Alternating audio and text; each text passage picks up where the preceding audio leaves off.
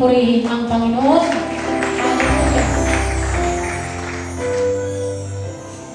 Kami naman po ay na-assign sa school. Bale, nung araw po ng Tuesday, nagpunta po kami sa school ng National High School ng Santa Barbara. Doon po ay ng napakaraming estudyante. Merong pang-umaga at merong pang-hapon. Kaya doon po kami na tumigil sapagkat doon po ay talagang kitang-kita namin mga disiplinado po yung mga kabataan.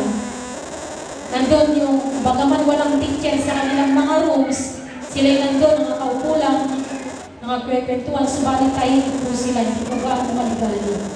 At doon po may napuntahan po kami grade, ano po yung napunta namin, grade 8.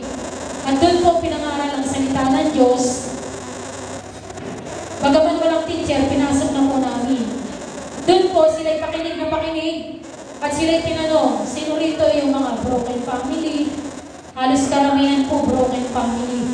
At doon ipinaliwanag ang salita ng Diyos. Nais niyo ba na ganito magkaayos ang inyong mga magulang? At nandun yung pagluwa ng mga kabataan. At tunay nga po, maya-maya po dumadating yung kanilang teacher. At sa pagpasok ng kanilang guro, nandun po yung kanilang dahil ay send ng araw po dun sa GC ng mga kaguruan. At doon, ang babae ito ay, dahil tapos na yung mga estudyante niya, siya'y binagi ng salita ng Diyos, pinatanggap siya, at tuwang-tuwa siya. Sabi naman namin na, ate, meron po ba kayong nais na padalangin? At yun nga, sabi niya sa amin, yun daw kanyang ulo, laging sumasakit.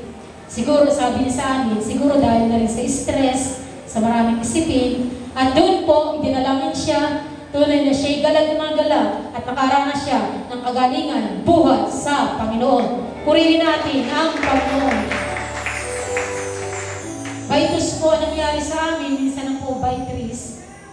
At sa aming pagpapatuloy po, meron po kami nakita doon na trabaho na naglilinis ng CR, 2 lalaki.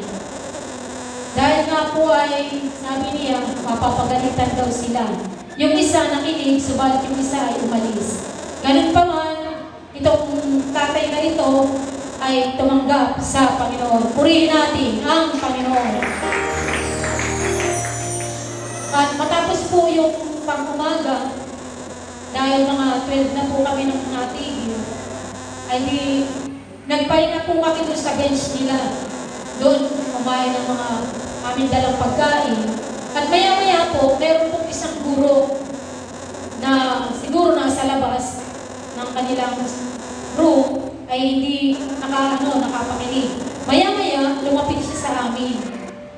Doon, siya mismo po yung humingi ng Bible. Meron pa bang Bible? At ang lalaking ito na teacher, siya'y tuwang-tuwa at galak na galak na tumanggap siya ng Biblia, regalo sa kanya ng Panginoon. Purihin natin ang Panginoon. At matapos po yun, hindi pamantanghali na po. Napakarami po talagang kaluluwang tumanggap sa Panginoon. At sila pong lahat ay talagang handang-handa. Walang yung problema sa talagang tanggap na tanggap nilang salita ng Diyos. At sa mga sumunod na araw po, Miyerkules na po, sa school pa rin po kami napunta. Dahil bandami po talagang school, merong north, merong south, at doon po sa aming pangalawang napuntahan na school, nung pangalawang araw po, sa South Elementary School. Talaga pong malaking punong lugar. Halos lahat po ng estudyante ay taga-roon sa Santa Barbara, subalit may kanya-kanya pong school na pinapasukan. At doon po kami napunta sa school na yun, malayo-layo rin po. At sa amin pagpunta po roon, sabi sa amin, 9:30 to 10:30 yung binigay pong oras sa amin. Halos isang oras po. At doon po sa amin pagpunta po sa grade 4, doon po pinahaginan ng salita ng Diyos. At matapos pong tumanggap ang mga bata, maya-maya po meron po kami nung nakita isang bata na talagang yung pong mata niya cross-eye po sa lubog na sa lubog. At ito po ay idinalangin at tunay kitang-kita namin na ang batang ito ay tubuin ang kanyang paningin. Purihin natin ang Panginoon. At matapos po kami nang matapos yung oras na yun. At sa amin pong pagbabahay-bahay, napunta po kami roon sa sambahayan ni Nicole, yung asawa ng anak ni Brother Gilbert. Doon po kitang-kita mo po talaga yung kasaganan sa kanilang buhay, sapagkat malalaki po ng kanilang mga tahanan.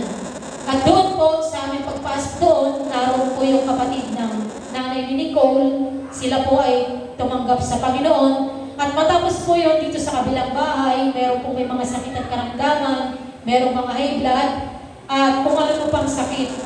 Sila pong lahat ay nakaranas sa Panginoon. At sa aming pong pagpapatuloy ay nagkahiwa-hiwalay na po kami. At meron po kami doong sinita na pinasok. At sa aming pagpasok po doon, bale, ang kami pong nagkasama-sama, ako, si Ate Marieta, at saka si Lovely. At meron po kami doon nakitang matanda na nagsasamsam na ng palay. Dahil nagbibilad po yung palay sa daan. At yun po, ito pong matanda ito ay, yung mata niya ay may katarata. Halos 2 beses na po itong ipa-opera, subalit wala pong nangyari. At doon po, binahagi na ng salita ng Diyos, maging yung kanyang malugang na may katarata sa mata. Maya-maya po, pinatanggap sila sa Panginoon, idinalangin, at doon po sa pagdalangin, talagang kitang-kita namin ang kilos ng Panginoon. Tunay na greater po talaga, sapagkat ang matandang ito ay nagsasabi na ang kanyang mata na 2 beses nang inopera ay nakaaninag sa pangalan ng Panginoon. Oh, hallelujah! Yes. At talagang may pagbabago po sa aming bawat grupo. At nung araw po nung Thursday, assign na po, kumukuha po sa bawat grupo ng assign sa kasama sa kitchen. At pabor din po ito sa buhay ng bawat sa amin dahil pantay-pantay po tayo na ginagawa ang kalooban ng Diyos. Talagang naroon po yung kagalakan sa buhay ng bawat sa amin na ginagawa ang utos ng Panginoon. At tunay nga po na alam natin na ang Diyos ay nagbibigay ng pagtatagumpay sa buhay ng bawat isa sa atin. Purihin ang Panginoon. At the greatest miracle po na ginawa ng Panginoon sa lugar na yon ay ang pagliligtas. Purihin natin ang Panginoon.